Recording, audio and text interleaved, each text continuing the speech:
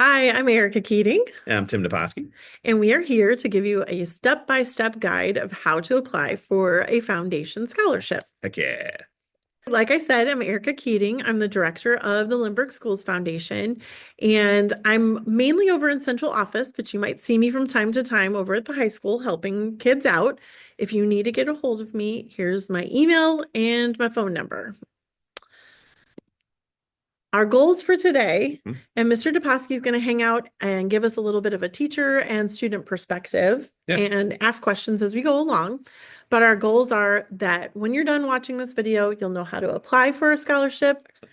you'll feel ready to do it, and if you're not ready, you'll know where to go to get more help. Perfect. So first, you're going to grab your laptop and open Canvas. Teachers, you might have to pause off and on throughout this video. But once you guys have your Canvas open, Yeah. you should see the scholarship course. And if you don't, for some reason, up at the top bar where it says dashboard, you will see an invite to join. But what happens if you don't even have that? If you don't have that, then you guys can scan this right now. You can type it in if you're on your computer, or you can scan it with your phone and accept it, and then it should show up in your Canvas Wonderful. courses. So then you should see something that says Foundation Scholarships 24-25. Perfect. Click. You'll click there. I'm going to go ahead and view as a student so you guys can see the same thing on my screen as yours. You'll have three places to go. Again, contacts and support, you're going to have my info and you're going to have three other people on there. Some people at the counseling office here at the high school and another person over in my office. Perfect. But really, you're going to want to go right here where it says click here to start. When you get there, it's pretty simple. I tried to make it as straightforward as possible. Start here. You're going to click on number 1A. And when you see that, it says all applicants must complete. You have to do it. Yep. You really do. You can't be considered for a scholarship unless this is turned in. So get that part turned in. Let's do January 8th. Do it before then, please. Yes. Please. Yes. So we're going to click and we're going to make a copy. Retitle it, please. Okay. Put your name in it. Immediately you're going to retitle it. Maybe even just your last name. And what Make a folder would yes, be amazing. you're going to make a folder. So you say you go into your drive, you make a folder, Yes. make it, call it scholarship materials. Stacking that bread, making that money, however you want to say it. That's right. And then you're going to move that there. And Booyah. everything that you do with scholarships from now on, put it in that All folder. there. Perfect. Yes. And then the very next thing you need to do is start an email. You're going to send an email to Kelly Reuter, Andrea Porter, and Catherine Keegan, and you're going to say, hello, would you please send me my scholarship ID number? Do you know why you might have a scholarship ID number? I would assume because they don't want to know who you are. Right. So the donors who are reading through this, they won't know who you are. They won't see your name. Everything's going to have your scholarship ID number attached. Okay. So say I ask for mine and they tell me it's Ms. Keegan told me it's 5419. Let's go with that one. 5419. Random numbers. We're doing Mr. Duposki's application. He's applying Beautiful. as a senior. Okay. You're going to put 5419 there. You're going to put 5419 here. When you double click and put it up here in this header, it's going to put it at the top of every page. So everything you fill out for your scholarship, please put your ID number there. Okay. These are all very straightforward questions. Here you can put down where you applied. Say you're applying to St. Louis University, put it there. Perfect. Haven't heard if you've been accepted, then put I'm waiting to hear. Go ahead and use as many lines as you need, add lines if you need.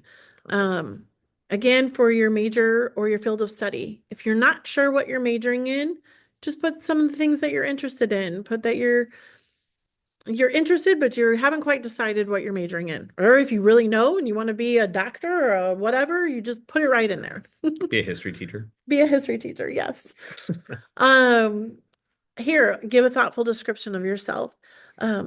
This is a place where you can kind of stand apart from somebody else. Just give them a nice little snapshot of maybe who you are. Be unique is what you're saying? Be Yes. unique, be unique. Something that'll make the donor remember you. And you all have something that makes you unique. Don't be like, oh, I'm just Absolutely. Give something, right? Really think about who you are and what you can bring to this world. Absolutely. And then here, this one I get a lot of questions about. It says, do you have a specific financial need or circumstance that you want to share with the donors? Again, remember, guys, this is anonymous. And this is a part where you could talk about if your family is having a specific hardship, if somebody's sick, if somebody's lost a job, um, please share that there. It also could be as simple as your parents and everybody's doing fine, but you have to pay 100% for college yourself, and you're going to be taking out student loans, and you're going to be working a job. Put that info there so that if a scholarship selection comes down to financial need, they'll have a good picture of what you might need. Okay. And then read through these different consents and anonymity. Basically, it's saying that you'd be okay if we take your picture and put it on social media, that you're aware that local media might come and talk to you if you get a scholarship, Superstar. and that you're okay with the donor selection committees having a copy of your transcript. Sweet. Yep. Check those boxes. And then these pages, I know it's a lot. There's leadership, service, extracurricular, sports, work experience, special awards, and honors. You're going to go through and you're going to fill out as much as possible that you can remember from your freshman year all the way through your senior year. There's examples at the top of each one. Like this one, this person was a class officer during their sophomore year. They have a description of what they did, and then they estimated how much time it took them to do that. Like here, maybe they had 2 meetings a month, each about an hour long, and maybe they met for an hour over summer. So that's how they did that. So what if as a senior, I'm doing something awesome like youth and government, and I don't know how many hours I still have to go? Well, try to estimate, maybe talk to your advisor, say, do you know how many meetings we'll have, or if there'll be things outside of the school day, that type of thing, and just estimate here. Okay. Really, it's so that donors have a way to kind of compare what students are doing. Okay, Perfect. so once you're finished with that, just like any other assignment that you might have on Canvas, you're going to go ahead and upload your finished part 1 right there. Okay. Perfect. Now, let's leave this, go back to our start 1. So we started here, we did part 1. Then you're going to go to 1B. The good stuff. And this is really, I think, the most helpful piece that we have. You're going to click on this link here that says click here to see that are all that are available. You're going to make a copy again. Yep. Change the name. Change the name. Put it in your folder. It will be yours. Put it in your folder. Once you have it, you're going to scroll down and you're going to start reading through all of the different criteria and deciding whether or not it applies to you. So let's say I'm really interested in like animals, zoology someday. Okay. So that we're just picking one specific thing. You're going to look here and say, like this first one says, you have to be involved in musical theater. Were you? No. I was not. It's awesome though. Okay. So we're going to take out musical theater. Did you ever play football? No, not officially. Not officially. No. Okay. So taking that out. Do you have a grandparent or a parent that graduated from Lindbergh? No, I don't. Okay. No, All right. no, Well, I we're should. kind of striking out here Yeah, on these scholarships. great. Okay. What about, right here, you're seeking a career Yes. in veterinary medicine, or Sounds you're interested in animals. Okay. So you're going to keep that one. Best scholarship name for animals all time, by the way. Just saying. And then you're going to go to the next one, and you're going to keep looking through these, taking off what you were involved in, what you weren't. Like say maybe you weren't in student council, so you take student council off. No. Maybe you did play softball though, or you're a team. Obviously you're not a female, so that one wouldn't apply to you. Maybe you're into art, so then you Art's would awesome, but you would take anyway. You see the process. There's a whole list of them. Don't get discouraged if you're like Mr. Toposky at the beginning and you're deleting out a lot. You're going to have some at the end. There are more than 50 different scholarships that you're going to be able to go tons through. Of things. So take your time and really read through them. Lots of things, no matter what you're going into. If you're doing a 4-year college, if you're going to community college, if you're going into a trade or a trade school, there are scholarships for everybody. Okay. So you're going to get this clean. It's going to be your copy. Once you have the ones that you know you are eligible for, you're going to go back here.